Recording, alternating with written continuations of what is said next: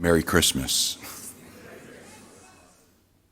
It's good to have you all here. It's a particular blessing to have Deacon Lucas with us here tonight. I'm always reminded around Christmas of how great of an asset it is having him here in the parish, in no small part because I get to force him to be the one who reads that gospel reading every single year. It's delightful.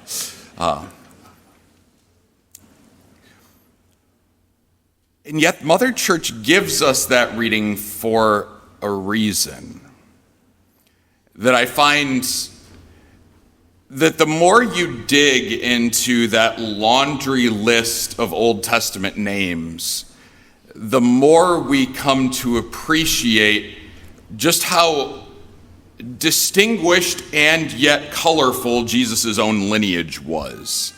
That when God became man, he could have, I suppose, chosen to make himself the pure-blooded of purebloods. But Jesus intentionally, I would argue, included in that long family line people who would probably not get mentioned in most people's family trees. The murderer and the prostitute, the failure and the pagan, the heathen. That there were characters in Jesus' family line who are reminders to us too that no matter how colorful our family tree is, it's Christ's blood that brings purification and not the blood that flows through our veins.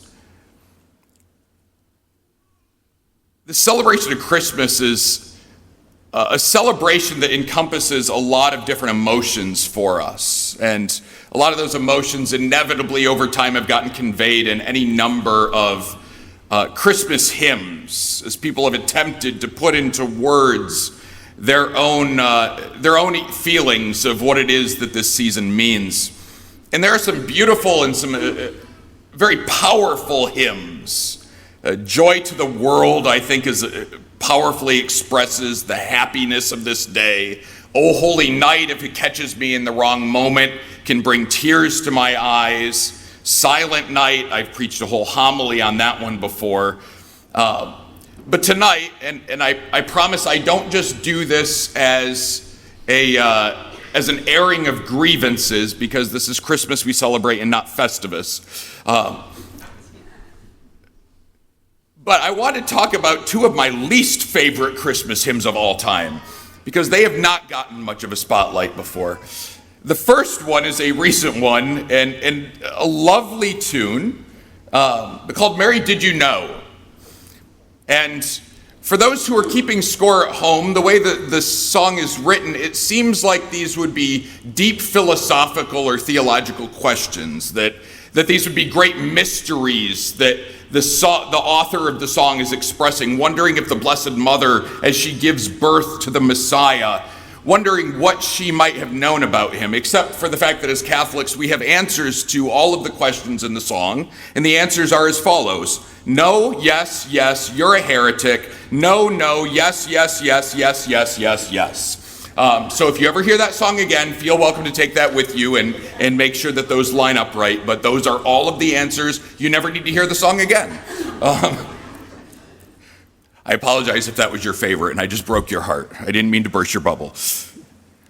The second one, though, which has long been on my least favorite Christmas hymn list, actually got bumped up a little bit as I was listening to it on the radio and reflecting on it a little bit this Advent season. That the second one was Little Drummer Boy, which I've always found just by its very nature to be odd, because number one, there is no drummer boy that's ever listed in all of the many individuals who gather around the nativity scene. And it just seemed to me, admittedly not paying close enough attention to the lyrics, to be a little presumptuous to think that if you were a young drummer boy, I don't know if that's a profession, that your solo performance would be particularly desired on that otherwise silent night. that I've heard more than one young mother express their doubts as to whether or not Mary would have particularly invited the drum solo of a prepubescent at the bedside of her newborn. I could be wrong, but I will grant the song this. First, the lyrics made it clear to me that the little drummer boy was dragged along, that he was not going there with the intention of performing, that there were a bunch of shepherds that said, hey dude, we got something really cool we want to show you. All right, he gets a little bit of a pass from me there. And second, he does actually check with Mary. We are told in the song that Mary nods to him before he begins his performance. And so he is forgiven that as well, I think. And so what does that leave us in the song? It leaves us with a young lad in over his head, called to honor the King of Kings and Lord of Lords with nothing but his drum kit. That all of the shepherds brought whatever they were able to bring. The Magi brought gold and frankincense and myrrh. The little drummer boy was not prepared to bring a Christmas card, let alone a gift. And so he did what he was able to do. He gave what little talent he had in honor of the king. And we're told as the song concludes that the baby smiled. That I think for many of us as we approach Christmas, perhaps we sympathize just a little bit more with the little drummer boy than with many of the other individuals at the scene. That the others at least knew what they were doing there. They were prepared. Some of them had come a very long distance and put a lot of effort and thought into the Christmas gift that they brought our Lord. And the little drummer boy just gets swept away in the crowd and shows up there, and all of a sudden it's Christmas. And I think some years that's kind of what Advent feels like for me. There's a whole bunch of confessions we hear as priests. All of those candles suddenly get lit and it's Christmas. And I don't feel like there was as much prep work that could have gone into my own spiritual preparations as there could have been. And so we bring to God what we have, which is ourselves. That's what the little drummer boy ultimately brings to our Lord. And the little drummer boy is earnest in his offer of himself, and so therefore he is accepted, and the baby smiles. That I think as we now enter into the celebration of Christmas, some of you perhaps have prepared exceptionally well for this. Some of you have had your Advent devotionals. You grabbed your little Magnificat book at the beginning of the season of Advent, and you have been praying with that every single day. God bless you. Some of you maybe picked that up on day one, and it's lost in the bottom of your car somewhere, and you haven't seen it since. Some of you may have committed enough sins of anger and lack of charity just trying to get your kids ready for Mass tonight that you should probably go to confession before coming up for communion.